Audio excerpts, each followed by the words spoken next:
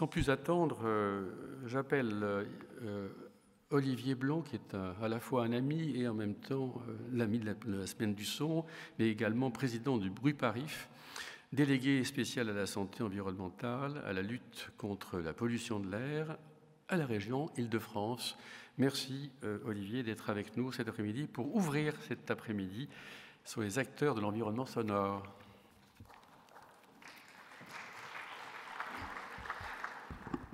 Merci Christian. Alors, tu m'as confié la difficile tâche d'introduire cet après-midi sur le thème de la politique. Alors, je suis un élu, donc ça sera facile d'une certaine manière pour moi. Je vais parler de ce que je connais, pour une fois. La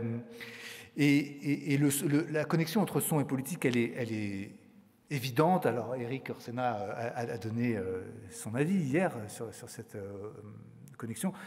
Évidemment, politique, police, la ville, et le son n'est pas qu'un problème urbain, bien sûr, il y a des problèmes, le bruit n'est pas qu'un problème urbain, mais le bruit est un problème de santé publique.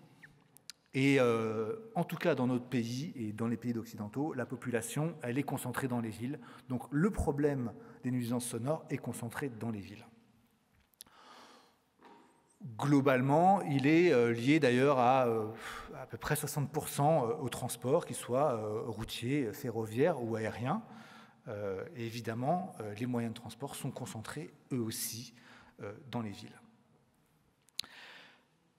C'est une raison étymologique de parler de soins de politique, mais aujourd'hui, ce qui est intéressant, c'est que pour un élu, comme c'est mon cas, ça devient un vrai enjeu dans le débat. C'est-à-dire que ce n'est pas seulement une discussion rationnelle, c'est un enjeu dans le débat politique, surtout au niveau local pour l'instant. On n'a pas encore atteint parfois le niveau national, mais sur Paris, sur l'Île-de-France, il y a une multitude de sujets qui ont trait au bruit. Alors récemment, évidemment, il y a eu la diminution de la vitesse sur le périphérique, donc avec des grandes discussions sur l'impact que ça pourrait avoir sur le bruit et des oppositions assez tranchées entre, par exemple, la position de la mairie et la position de la région. Donc je ne rentre pas dans les détails, ce n'est pas l'objet. Mais ce qui est intéressant, c'est qu'on discute de ces sujets du point de vue du bruit. Et c'est une révolution fondamentale, parce que moi qui viens de la qualité de l'air, je suis habitué à ce qu'on me parle de mobilité et qu'on en discute du point de vue de la pollution de l'air. Et il y a presque 10 ans, quand la mairie de Paris a piétonnisé les berges de Seine, ce qui a aussi suscité énormément de débats, on en a parlé exclusivement du point de vue de la pollution de l'air. Et là, le débat sur le périphérique, il a été quasi exclusivement mené sur les questions de nuisances sonores, parce qu'on savait depuis le début qu'il y aurait très peu d'impact en termes de pollution de l'air. Et hélas, on touche du doigt une transition majeure. On a peut-être 10 ou 20 ans de retard, je pense, quand on regarde les enjeux d'environnement sonore par rapport aux enjeux d'environnement de qualité de l'air, mais on est en train de rattraper ce retard. Le bruit est en train de rentrer dans le débat public, et c'est une très bonne chose. Encore une fois, on n'est pas d'accord sur ce qu'il faut faire partout, etc. Mais au moins on en discute, au moins on se pose la question de quoi faire, et au moins on commence à tester des solutions ici ou là, encore une fois, avec des résultats qu'on peut discuter. Mais voilà, à partir du moment où on discute, c'est qu'on a bien progressé. La deuxième raison qui fait que je me réjouis, en fait, et que je suis optimiste d'une certaine manière sur la manière dont est évoqué le bruit dans le débat public, c'est que la Covid, par-delà son lot de catastrophes et de drames, elle a amené une chose positive, c'est que pendant les quelques semaines du confinement, les gens se sont rendus compte que oui, il pouvait y avoir un air à peu près pur et surtout un environnement sonore à peu près calme. On pouvait entendre le bruit des oiseaux même dans une zone urbaine dense comme l'est la région parisienne. Et passé ces quelques semaines, les gens ont eu du mal à accepter de revenir au statu quo ante parce qu'ils avaient goûté à un autre monde qui était possible aussi. Et je crois que cet épisode du confinement a joué un rôle majeur dans la prise de conscience des enjeux du bruit dans notre pays et ailleurs. Alors, que faire quand on est une collectivité ?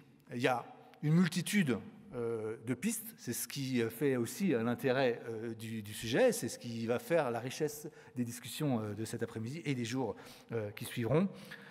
À la région, on a en gros 3 pistes, alors c'est assez classique, hein, mais ça donne, je pense, des bonnes pistes.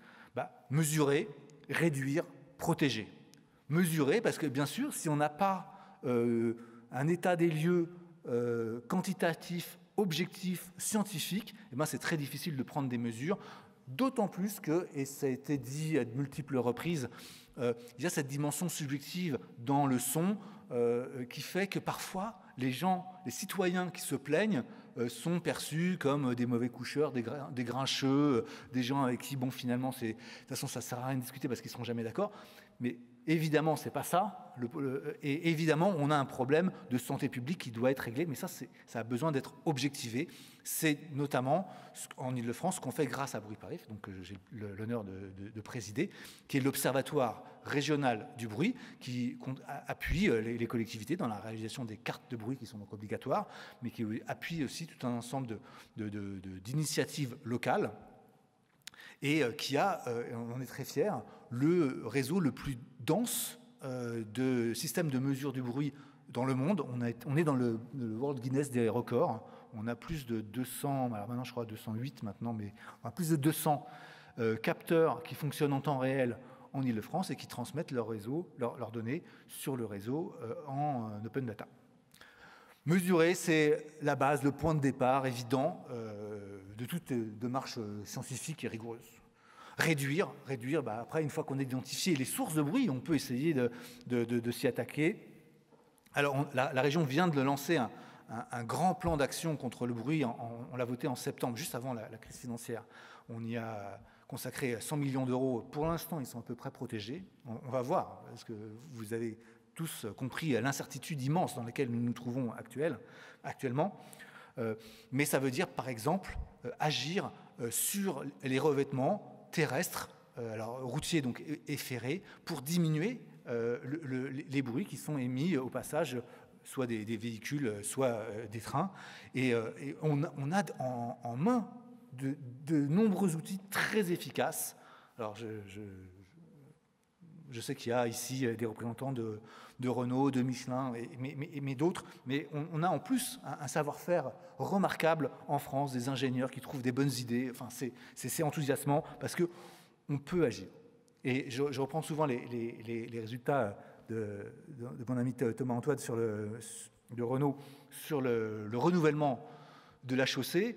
En renouvelant cette chaussée, on peut diminuer de 7 à 8, voire même sur certaines routes encore plus, presque 10 décibels le bruit émis par les voitures. Donc c'est gigantesque. Et c'est fou de ne pas le faire davantage.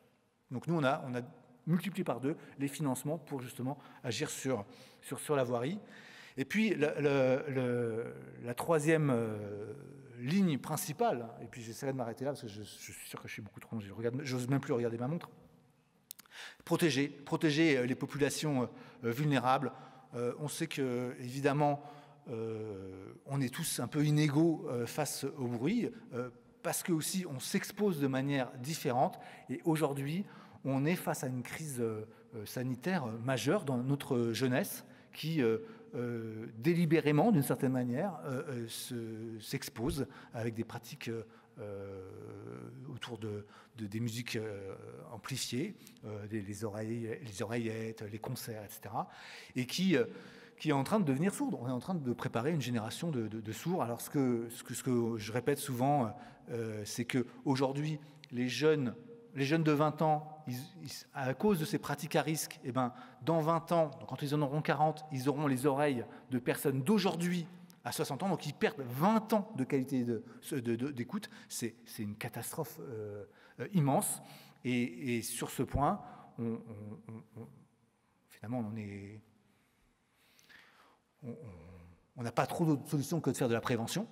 C'est aussi fantastique, c'est éduquer, transmettre à notre jeunesse les connaissances et les outils et les modes de pensée pour se protéger. Et donc on lance une grande campagne avec Christian. Cette année, elle commence au mois de mars pour justement, on appelle ça le mois de l'audition, pour dans tous les lycées, le plus grand nombre possible de lycées, parce qu'on a 500 et quelques mille lycéens en Île-de-France, donc ça fait beaucoup de jeunes à aller éveiller à ce sujet-là. On va leur expliquer les risques auxquels ils s'exposent et comment justement essayer de protéger leurs oreilles pour qu'ils préservent leur capital auditif. Donc voilà, les 3 pistes sont là, elles sont communes. Il y a à chaque fois des mille et une manières de les décliner, et c'est ce qui fait la richesse de ce sujet, ce qui fait la richesse des discussions à venir qui vont se placer dans la cité, et c'est ça qui est intéressant. Voilà, on va faire du son un objet politique, et sur ce, donc merci encore à Christian qui, je le répète, est un exemple pour nous tous dans sa capacité justement à faire travailler ensemble un écosystème, parce que c'est comme ça qu'aujourd'hui on fait de la politique.